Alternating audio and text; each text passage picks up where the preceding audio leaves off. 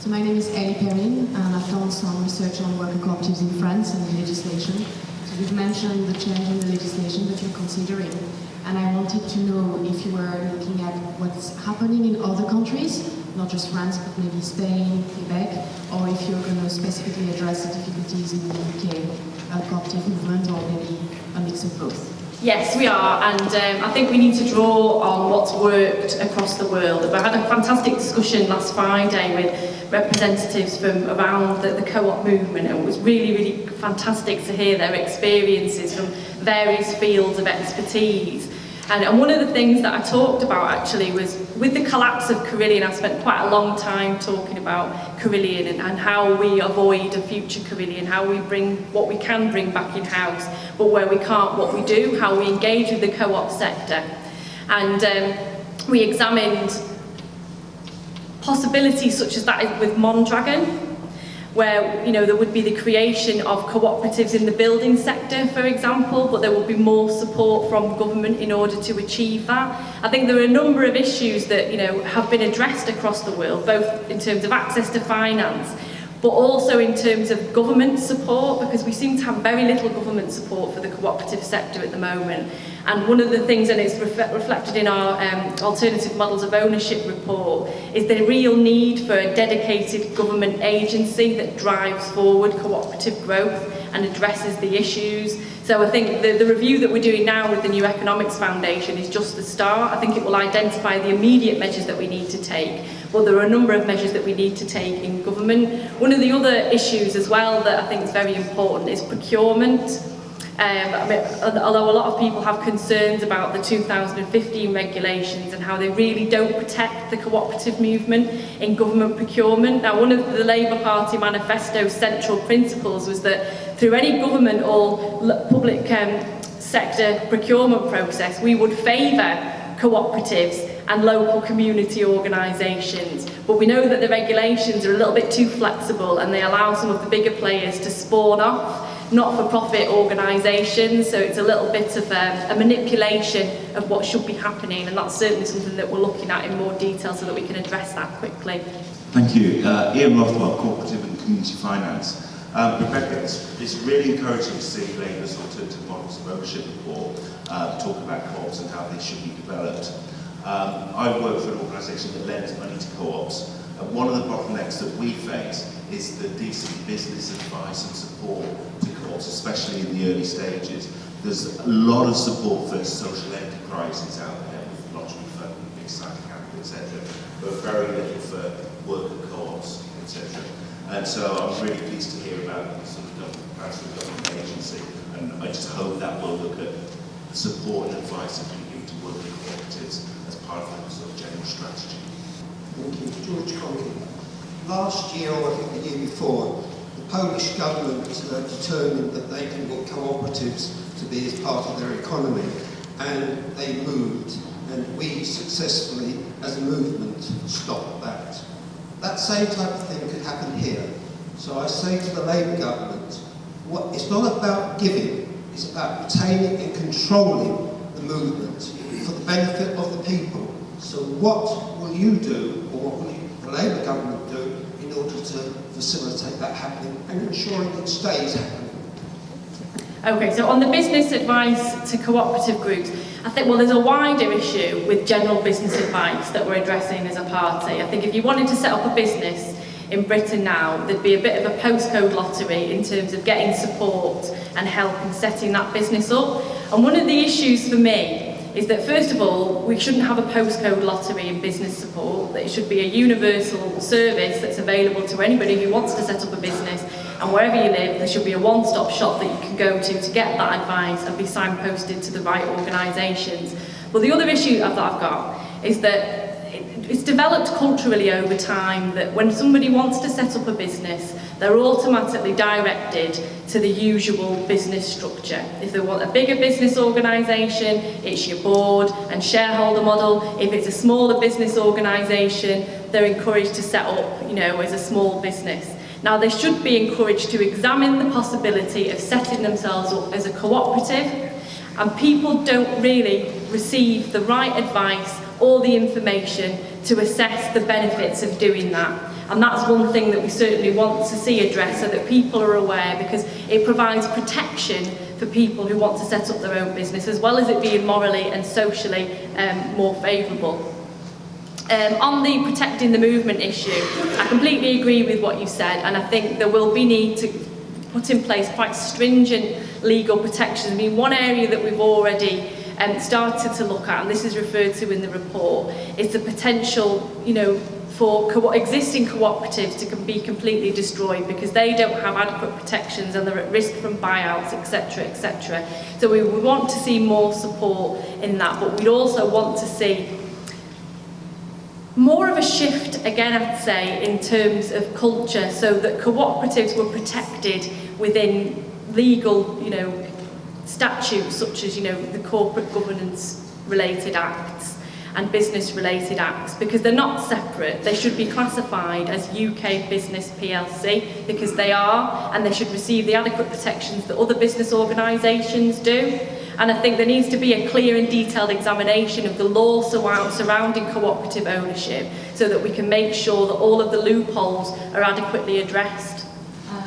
Hello, I'm Julie Ward. I'm a North West Labour and Cooperative MEP.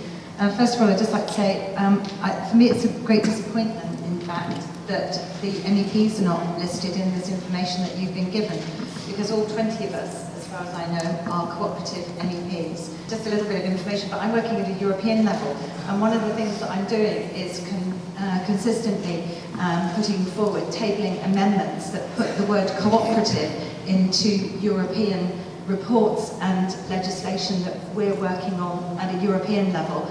And I'm very aware of very good practice at a European level, so if people want to connect with me at some point today, I'd be really happy to do that. First of all, Becky, I just want to thank you for talking about arts and culture and how important that is, and about quality of life. I think that's really important. Are you aware of the notion of occupational literacy? Because this is something that's going to be really, really important in our future world of work, where many people will find themselves with lots of time, either because they're unemployed or because they have too many jobs or because they retired early, or for all kinds of reasons. And I would like the party, our party, to investigate the notion of occupational literacy. Here representing a group that are looking to revive the Lucas Plan. So in the 70s, the Lucas workforce put together an alternative to arms production and came up with the notion of what they called socially useful production. And that raised all sorts of very interesting points that scared the government to death.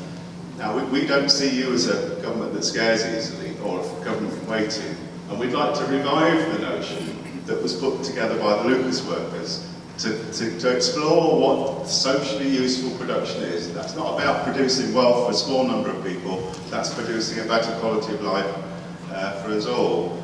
The other question then is maybe support for trade unions to work with cooperators to start to develop this sort of shared vision and to help us get this socially useful production system going. Hi, good morning. Gareth Roberts from Regather in Sheffield. I'd like to know what's being done to educate Labour councillors with regards to what you're talking about nationally. Right, okay. On occupational literacy, I think that's a fantastic point. And you'll be aware that Angela Rayner, who's our shadow education spokesperson, has set out a national education service, a cradle-to-grave education service, so that everybody receives skills and education, whatever age they are. And from my perspective, on the business and industrial strategy side of things, that's important. Not just for people who are out of work, but for people who are in work. And I talked about the fourth industrial revolution earlier on. We are going to have to make sure that people are receiving constant skills training throughout their lives to make sure that we're as productive as we possibly can be, both in cooperatives and in the wider business sector as a whole. And that will require a significant amount of dedication, both from the organisations and the businesses themselves, but also from government. And what we're developing now with Angela Rayner is potential for in-house training for employers and cooperatives. In the same way that, for example, I was a lawyer when I had a real life job previously, and I'd have to do this thing called continuing professional development. So I'd have to make sure that I had received a certain level of points every year to keep up with what was changing in the legal world. We'd like to see something similar rolled out in workplaces for employees, so that the employers and the employees themselves can benefit from the increase in skills and knowledge. It can be done through a variety of ways, and we're examining that in more detail, and Angela Rayner will make announcements on that in due course, but it will be in-house training in person. We could look at the use of digital platforms, which would be a very cost-effective way at delivering this training. That's something that the government could coordinate centrally. So it's very important to make sure that we have that ongoing skills training, because education doesn't finish at 16 or 18 or in your 20s if you were lucky enough to go to university. It should be happening throughout your life, and you should have the opportunity to go and retrain in whatever you want to retrain in at any point in your life. And unfortunately that's not happening at the moment. There was 1.15 billion cut from the adult skills budget in recent years. So for people who are struggling in their employment at the moment, the future looks very bleak in terms of them being able to skill themselves up for other things. On the socially useful production, that's a really important point that you make. And what we've done so far in the Labour Party, we set out our industrial strategy in the Labour manifesto. It was kind of like a bit of a skeleton of the direction of travel that we were going to take as a party. And part of that industrial strategy contained missions. And the missions are important because they are socially useful missions, as you stated. These are missions that will improve the quality of life for people across Britain, because I believe that the duty of government, apart from protecting people, is to deliver people a better quality of life and make sure that we have an economy that's productive enough to deliver that quality of life, but also to make sure that through our government policies and interventions, we're actually doing things that improve quality of life. So, for example, one of our missions was to get 60% of our energy from renewable sources by 2030. And we set out a plan as to how we were going to achieve that. We were going to create locally, publicly owned energy companies to rival the big 6 suppliers.